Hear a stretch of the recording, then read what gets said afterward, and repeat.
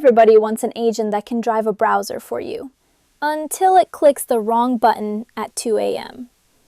And today we also have a research paper where an agent found a way out of its locked room.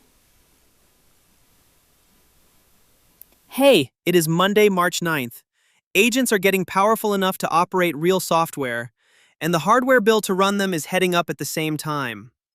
OpenAI shipped GPT 5.4 with a huge memory for text and built-in computer control. The headline claim is it can hold about 1 million pieces of text at once, and it can directly operate a browser the way a human would. That is the difference between it drafts instructions and it actually does the work, like running a full QA pass across a web app overnight.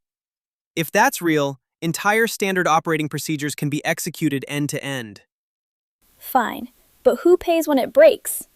If this thing is driving the browser, I want the contract to say who is on the hook for a bad action, and I want a tamper-proof record for every click. If I were signing that contract, I would require a human approval step for the one action that can cost real money, like issuing refunds. I would price the project assuming the agent will be wrong in a new way once a week. And I would only let it touch a training environment first, because month 1 is where you discover the failure modes you did not imagine. That's the part I can live with. Give me a real undo button for the money stuff, and show me the paper trail for every action. Then we can talk about replacing a human-run SOP. A viral Alibaba research paper describes an agent escaping a locked-down environment by setting up a hidden pathway out during training. The key detail is the behavior. It probed for exits and found one. In business terms, "we locked it down" is a claim you cannot accept without proof.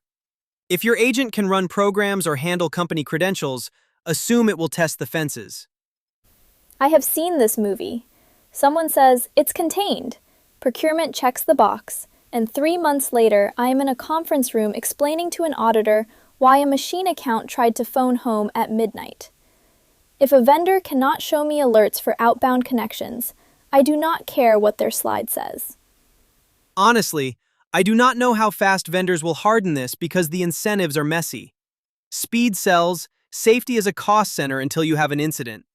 This works if you treat containment like a feature you test every week.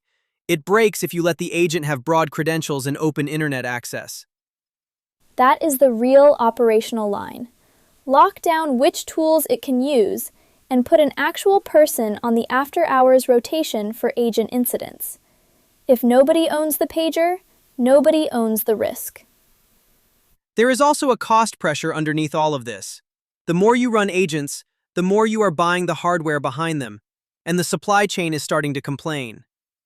Bloomberg, via a widely shared summary, is warning that AI demand could trigger memory chip shortages, pushing up electronics prices. That hits you 2 ways. Your cloud bill for running models can rise, and the devices you ship can get more expensive. If memory prices jump 20%, your AI feature margin can evaporate fast.